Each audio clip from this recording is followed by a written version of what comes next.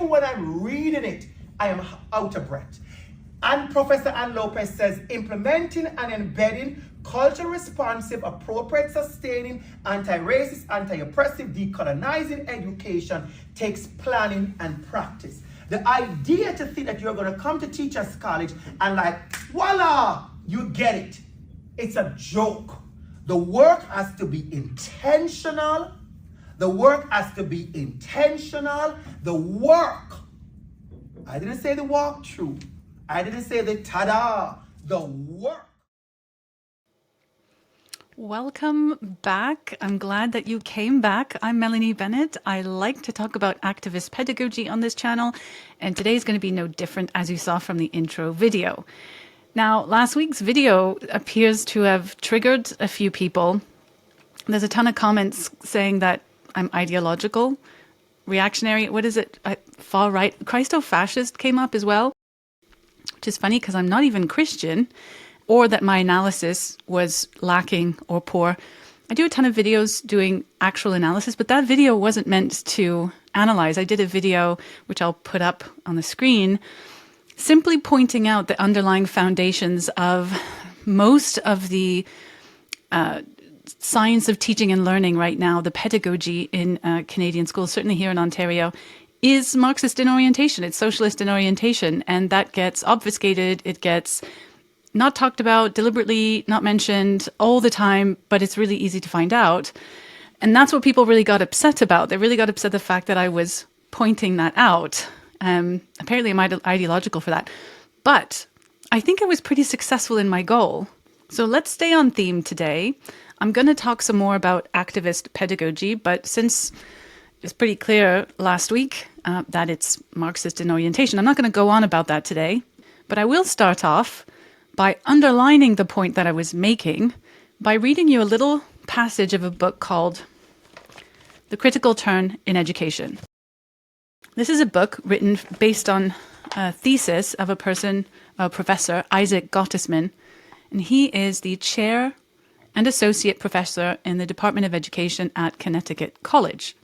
His professor bio on his website says, or on the college website says, that he's a historian of education. Isaac Gottesman's work focuses on the history of education as an academic field of study and the relationship between education and social struggle. He's the author of The Critical Turn in Education, from Marxist critique to post-structuralist feminism to critical theories of race, which is a history of the emergence of critical theories in education scholarship. So he is a radical educator. He's totally on board with it. He's writing this book from a perspective of supporting this. He's outlining the history of this pedagogy. So I'm going to read most of page 1. So the very introduction, page 1, is what we're going to read. Okay. To the question, where did all the 60s radicals go? The most accurate answer, noted Paul Buell in his classic Marxism in the United States, would be neither to religious cults nor yuppiedom, but to the classroom. After the fall of the New Left arose a new left, an academic left. For many of these young scholars, Marxist thought, and particularly what some refer to as Western Marxism or neo-Marxism, and what I will refer to as the critical Marxist tradition, was an intellectual anchor. As participants in the radical politics of the 60s entered graduate school and moved into faculty positions and started publishing, the critical turn began to change scholarship throughout the humanities and social sciences.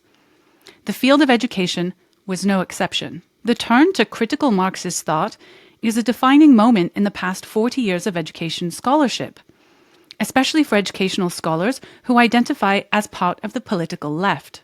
It introduces the ideas and vocabulary that continue to frame most conversations in the field about social justice, such as hegemony, ideology, consciousness, praxis, and most importantly, the word critical itself, which has become ubiquitous as a descriptor for left educational scholarship.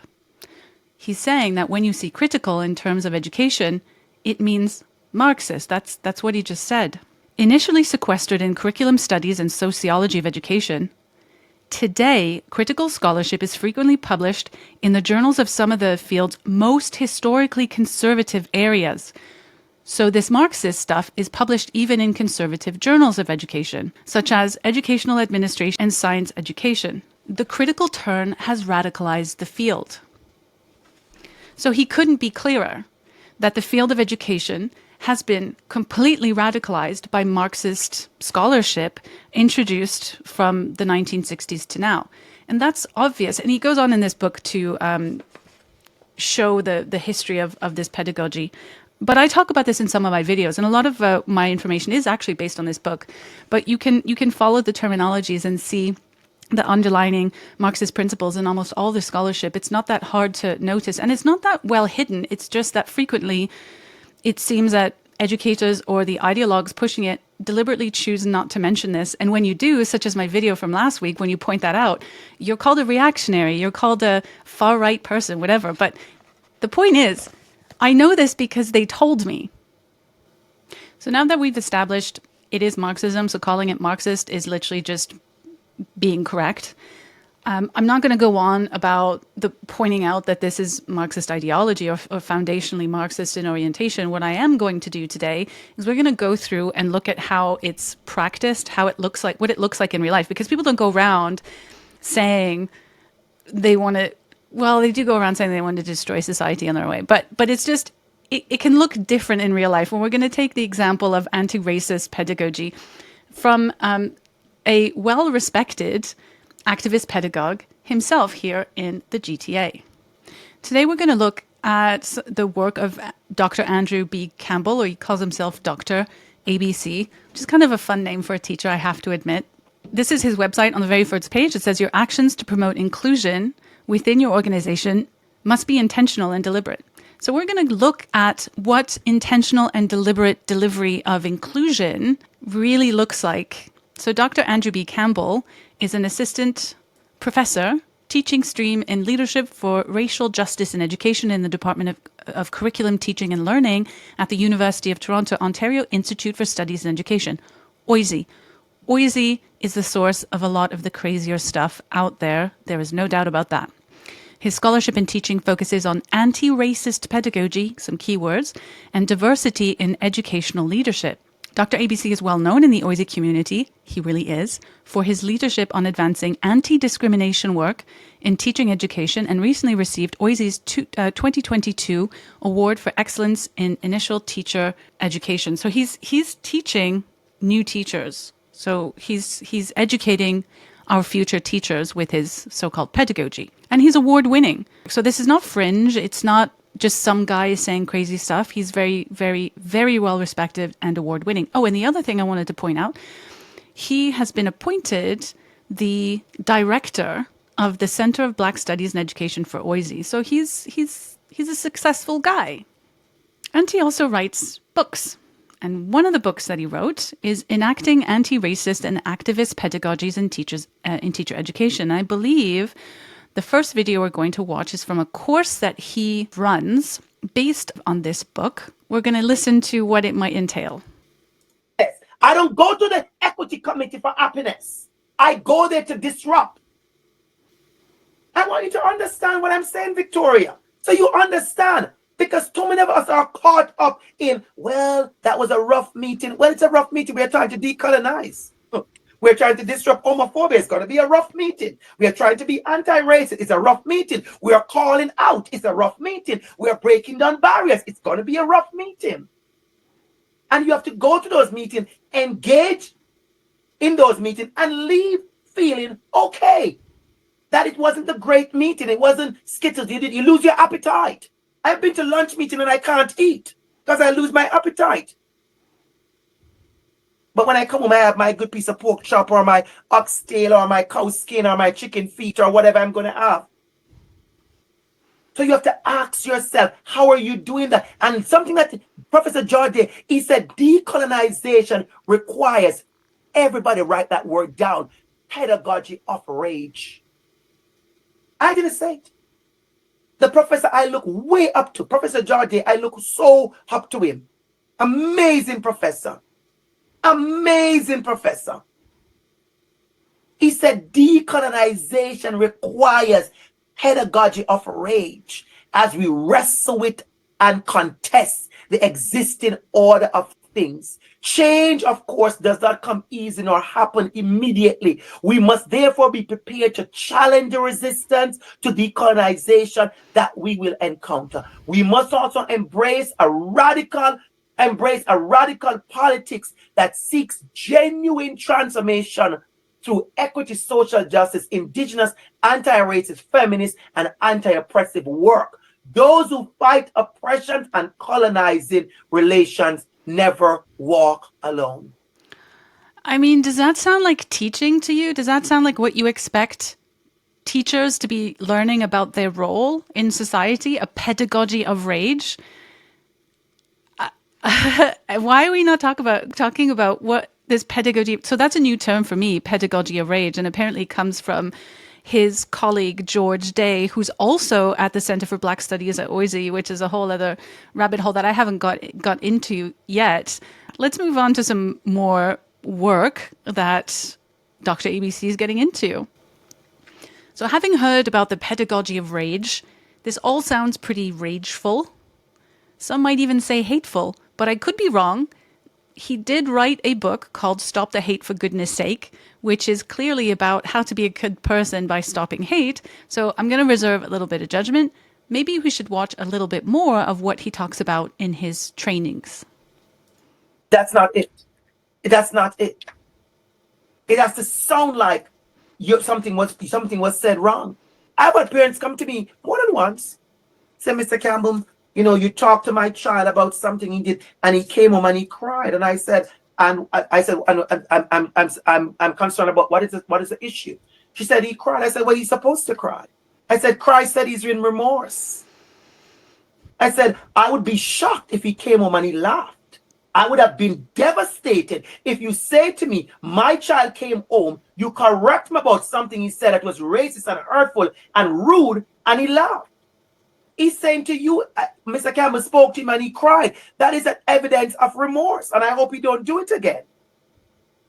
But a lot of you teachers don't understand that that's your power and that's your place. You think they're going to report you to the superintendent and they're going to fire you. Fire you for what? Okay, that sounded pretty hateful to me. We're still in a pedagogy of rage. So he's talking about having told off a kid about something that he considers racist. Now, anti-racist does not mean not being racist. We're going to get to that later. Or something hateful. But again, in this post, I even point out that in this world, not believing that men can transform into women and ignore reality is considered bigoted and hateful. And so what did this kid do? He doesn't go into it, but what he is encouraging these teachers, and one of them was nodding away the whole time, is that he basically bullied this kid, however old this kid was, clearly young. The kid went home and cried about being bullied by his teacher. Would you like to be spoken to like this man is speaking right now? He's quite tall too. It's quite, and then parent complained and he's like, well, he should cry. I do want him to cry. Okay, is that how we're going to stop hate, by bullying children until they cry? Perhaps. Perhaps not. What do I know? I'm not an educator. Okay, let's check out some other choice education we can get for Dr. ABC. I want to leave you with that. And then this other visual I saw. This is the second one I fell in love with. This is my favorite one. And this is the second one I fell in love with. And it talks about the difference between anti-racist and, I am not racist. Because when you say you are not racist, then you're going to the colorblind. Right? I don't see color. We want you to see color. So if there's anybody... We want you to see color. We want you to see color. That's what anti-racism means. Here out of the 81 persons that are in the room who are still using that phrase, I want you to stop using it as of tonight. We want you to see color. We understand where it's coming from. It's coming from a good place, that you think everybody's equal. Well, everybody's not equal. Everybody's not being treated equal. And you think that, well, everybody have a chance. Everybody do not have a chance. There are people tonight, right as we are speaking, right in our neighborhoods and in Toronto and in nearby areas, trying to figure out where they will sleep tonight. I'm not trying to figure that out. I have a beautiful bed. There are people here who are trying in this world who are thinking, where will I get my next meal? I am not one of those persons. I just had sushi for dinner. So I want you to understand sometimes, especially when you walk in certain power and privilege, we kind of do not understand the world around us, and we say things that are actually ridiculous. So we want you to see color. I don't want you to erase me. I want you to tell your friend, I went to this meeting tonight online, and this drop dead gorgeous black man was the speaker. I want you to see me. So when you do the colorblindness, the avoidance, the silence, it doesn't help. What we want you to do is the awareness, the listening, the education, and the activism. So these are a few different YouTube videos that I listened to and clipped from. So they're not all from the same training. And this is really what he's like in all of his trainings. He's a massive bully with a serious narcissistic tendency. And he does this thing that in this video that I've seen him do in everything that I've watched of his, he's like, other people are struggling, which is true because there are people struggling in Canada right now. There's no denying any of that. But he's like, I'm not. I'm successful. I'm gorgeous. I'm beautiful. I'm everything. Like, I am just the bee's knees. I am amazing. But they're not. So I'm going to bully you for whatever reason. It's incredible. Even on his website, you see it's just photos. It's just selfies of him. Selfie after selfie after selfie of him, like posing in front of the camera. Oh, it's pretty incredible to watch the sheer narcissism in this man's work. But anyway, that's not what this video is supposed to be about. So the question is, what happens when we see race? Dr. ABC wants you to see race because that is to be a true anti-racist. Because if you don't see race, then that means you're a racist, right? What does it mean to see race? And I think this next clip sort of gives a little bit of a hint at what that means. The other one I want to sit in, this is a request, I'm sure it's going to happen. I'm going to sit in a workshop with you again. I know that's going to happen, or a talk. And that one with the chessboard, yeah, it's deep. It's way deeper than I believe any response today. It's deep. It was a castle, I think, was standing. What does that mean? And then for me, I'm going to tell you what bothered me about that, which was so powerful. All the side that was lost, so to speak, or the black ones. When I see people play chess, I don't think they put them to lie down, but they're all laying down. I'm like, okay, you could take them off the board, but why you have to also take them off the board and lay them down? I feel like that's like a heavy level of disrespect and damage, because you take them off the game already. But do they have to lie down? You should hear what students have to say about that design. For another time. For another time. For another time. Enough love. So we're talking about a photo of people playing chess. Some chess pieces are black, some chess pieces are white. And in his mind, that the fact that you lay them down, which by the way, I lay them down. I thought that's what everyone did when they played chess, but never mind. That somehow that is the hidden racist. So anti-racist praxis is basically developing this paranoid and cynical worldview where racism is basically embedded in everything around you. So ultimately, the awakened people, the critically conscious people, are the magical unicorns that are able to decipher all of this hidden racism, right? And it's his job as an anti-racist activist, pedagogue, or educator, whatever it is, to teach you how to see the world racially. He wants you to see race. And that's the whole point, is to see the world through a race-centered, paranoid worldview. And your job as an activist, if you don't want to be racist, don't want to be called racist, your job is to completely dismantle the so-called system. That's ridiculous. It's completely stupid. But that's what we're paying for in our teacher colleges, and that's what our newly qualified teachers are being taught. So here's the thing. Enrollment rates are down in schools, and that's true across Ontario. And part of that is because many parents have noticed that there's issues with the schools. Some of them might have a problem specifically with this activist pedagogy. Some of them might have issues with other parts of education. But education is not what many people might think that it is today. And some of those parents are putting their children in Catholic schools because they have the feeling that the Catholic boards are better, or doing better. But unfortunately, I'm here to tell you that this is happening in the Catholic boards too. You can't get away from it. So let's look at this post from Our Lady of Sorrows, which is part of the Catholic board. They presented the exact same kind of training that I went through with you today. So they're getting it too. I wonder how many of them are being told that they have to see race as well. Because if they don't see race, if they don't bully their students, their very young children, to crying, whatever, because they're racist, then somehow that makes them a bad person and a bad teacher. We don't know what was in that training, but it's using the same kind of imagery from those trainings, so we can extrapolate that perhaps it's similar. And here we have an equity training from some more Catholic schools. Look at that, how many teachers are in that room to learn about equity. It's just Marxism. Oh, I said I wouldn't go on about that today, so I'm not, but because we already know that's true. Okay, let's spend a little bit of time on this. This is another Catholic school board. It's the Toronto Catholic School Board, this school Downsview, who have a GSA, and Dr. ABC went to give a talk or spend some time at their GSA to talk about allyship. So let's watch a little bit of what Dr. ABC got into when he went to Downsview. And get some questions. I want others. We live in a world where we don't learn to say nice things to each other. We have to say nice things.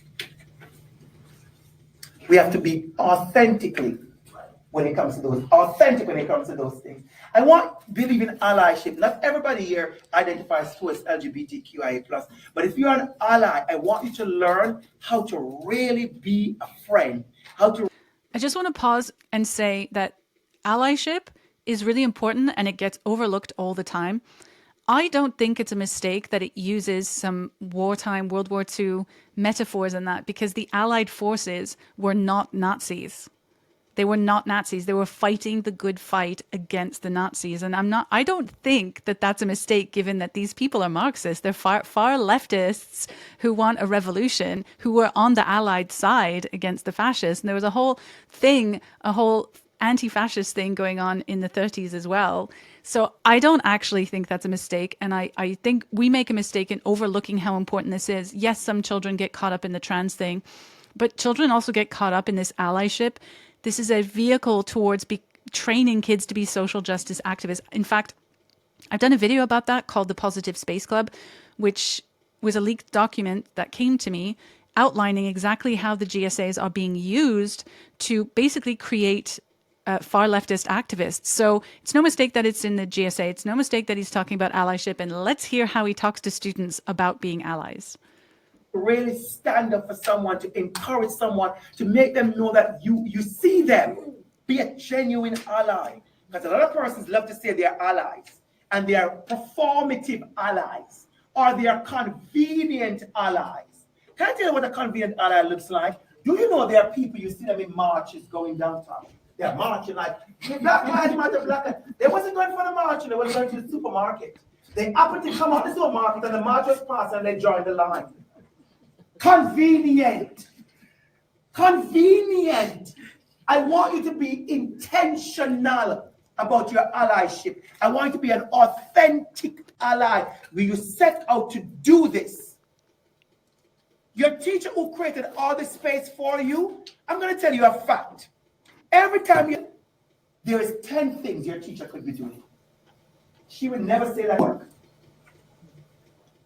So I want you to understand the power of allyship and advocacy. And then the last word I have for you is actions.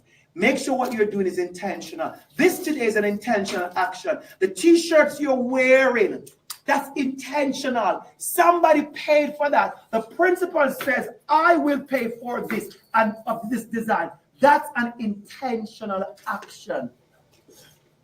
Somebody designed, create the space. They ask the library to be used for today. They create the goodie bags over there, the snacks. It's intentional. It's an action. So ask yourself, what am I doing intentionally? What am I doing intentionally? And I'm going to leave you with this. I think this video really encapsulates what activist pedagogy means. He's talking about intentionality. Now, if I bring you back to his website at the very front landing page, it quotes him saying, your actions to promote inclusion within your organization must be intentional and deliberate. That's what he means. He means to turn students, to radicalize students, to bully them to thinking that they're a bad person, to create this cognitive dissonance that they might be a bad person, not an ally, so that they feel kind of compelled to be a good person, compelled to champion the oppressed and so on and so forth. This is inappropriate. He's wearing a black, was it Black Pride scarf? Imagine if I walked around with a white pride scarf.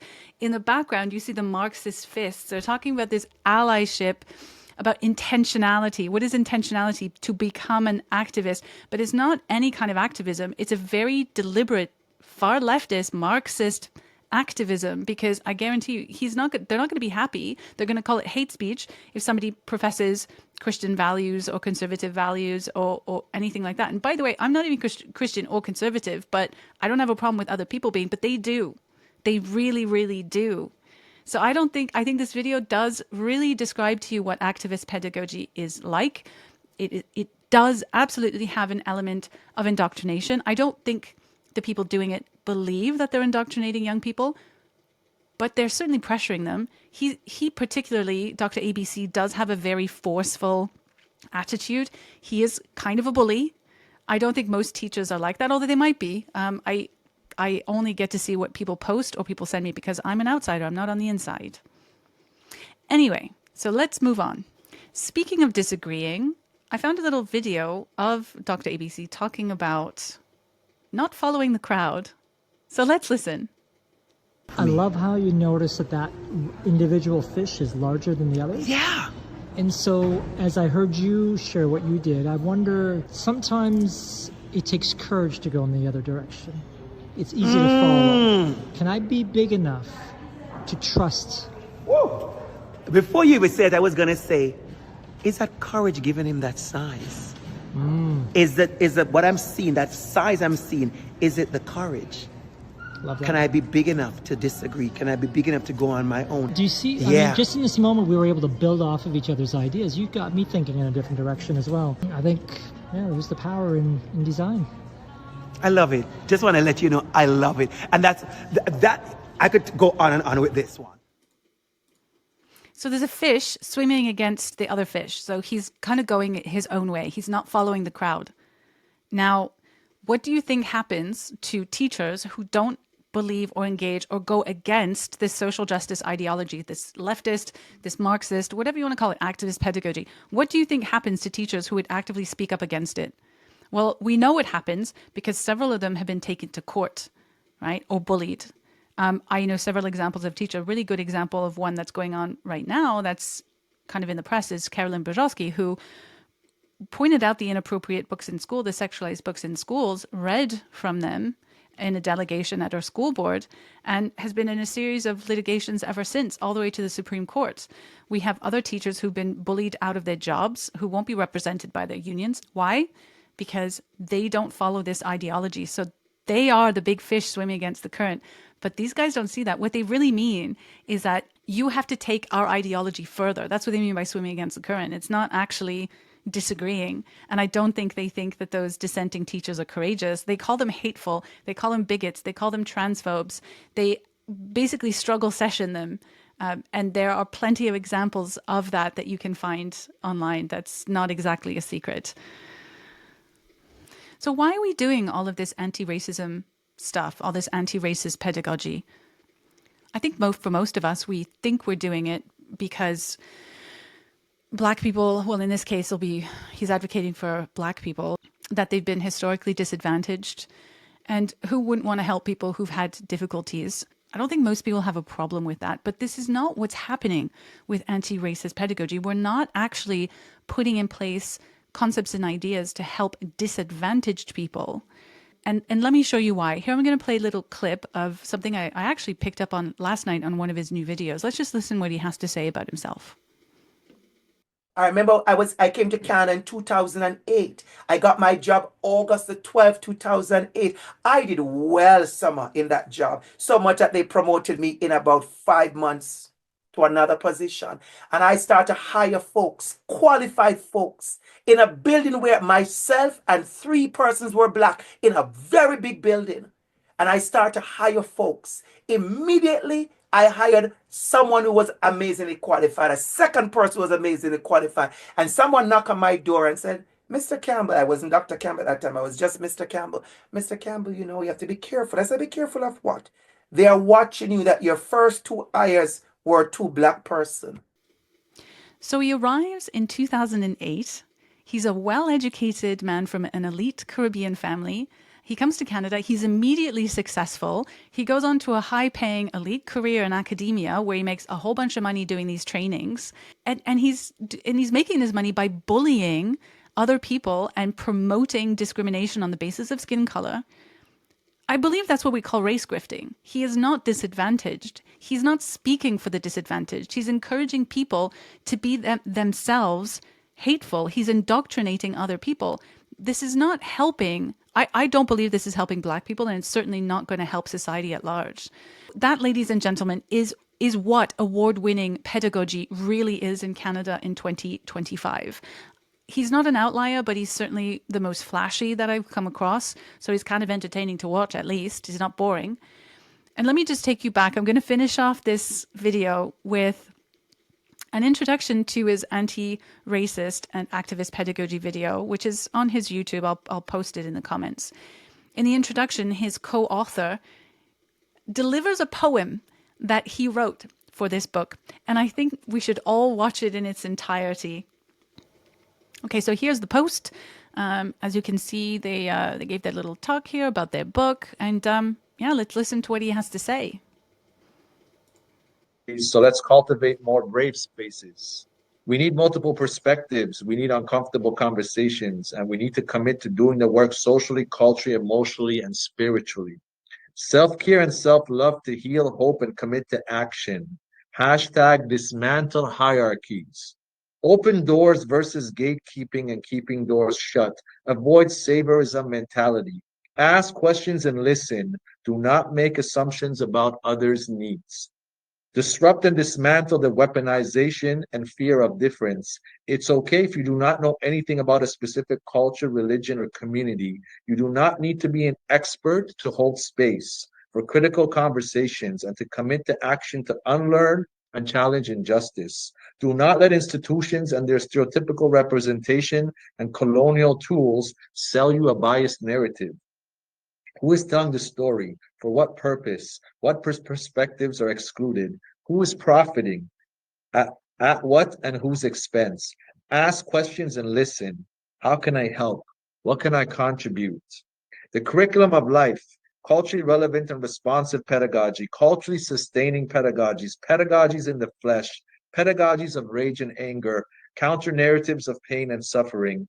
Listen to your students, learn from them. Who are they? What do they do outside of school hours? What are their unmet needs? Create opportunities to make mistakes and grow together as a community.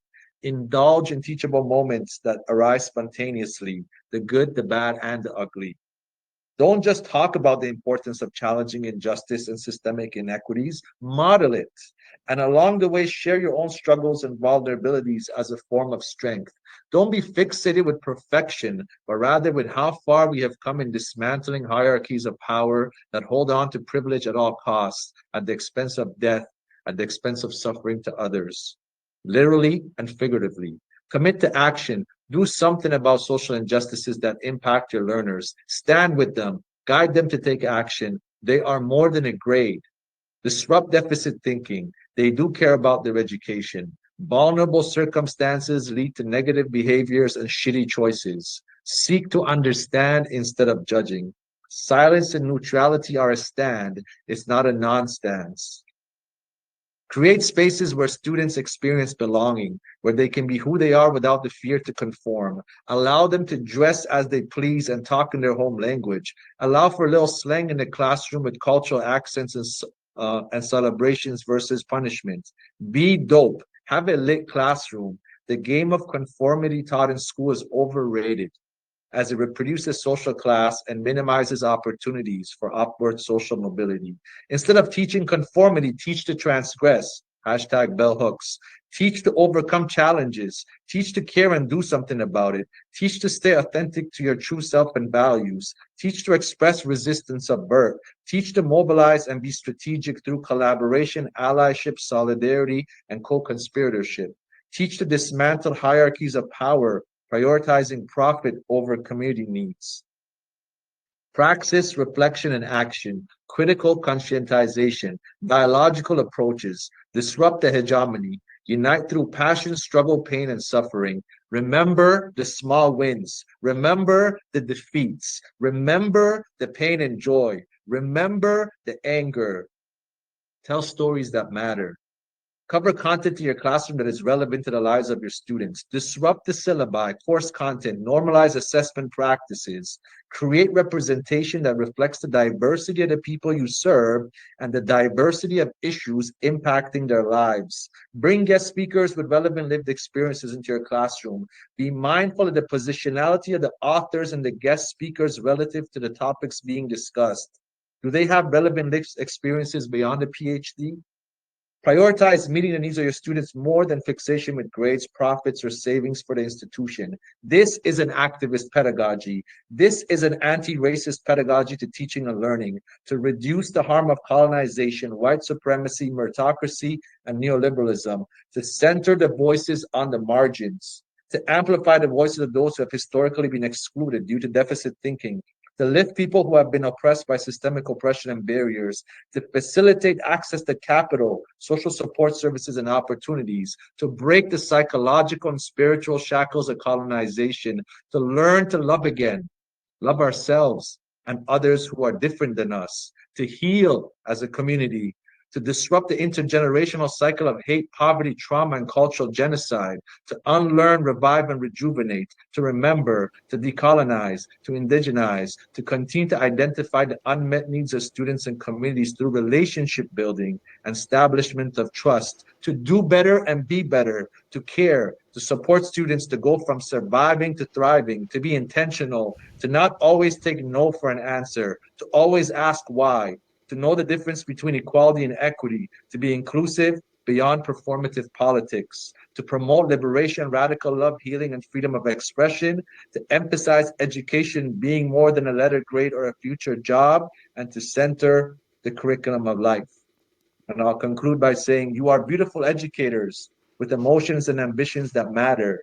There'll be good days and bad days, but we will not give up. You are an inspirational educator who can and will make a world of difference in your students' lives and others. You are an activist, so show it through your actions. You are an advocate, so show it through your actions. It starts with a vision. Find support, heal, hope, and take action as a community. Let's all do our part to make the vision a reality. Hashtag one day at a time and one community at a time. So the question I have after listening to that is, who asked him? Who asked them? What parents have requested that these Marxists, these socialists, do this? Nobody's asked. Nobody's asked for that to happen in our education system. Nobody's said we want to turn our children into Marxist activists. Now, I actually went to dinner with this guy. I went to a lecture of his and I listened to him speak, and I went to a dinner with him afterwards, and I asked him, "You're a socialist, right?" And he said, "Yeah." So when I'm saying this, it's because he is. I mean, I did ask him what kind of socialist, and he didn't really have an answer for me. So I'm not sure that he's actually really up on socialist theory, because I was like, "Are you a democratic socialist? Are you a Marxist-Leninist? Or, whatever." He didn't really have an answer, but he did confirm that he's a socialist. So I know when I'm saying that, he is. But the real question is, who asked to have our education system radicalized, right? He said in his talk that he wants to dismantle meritocracy, which is what most people expect school to be. So you achieve, you work hard to achieve, you get merit, but they've destroyed that. And there's so much evidence that our education system is no longer meritocratic at all. I wanted to leave you with that video, which sort of underlines a lot of what I've been saying. I think that you guys now see a lot more in practice. And if I go back to the critical turn in education in the book, the last line that I read from you is that the critical turn radicalized the field. And I think our friend here really does prove that that's the case. So I hope that you enjoyed the video today. I'm probably going to continue doing this series of videos on some educational stuff for a little while. So I will see you in the next one.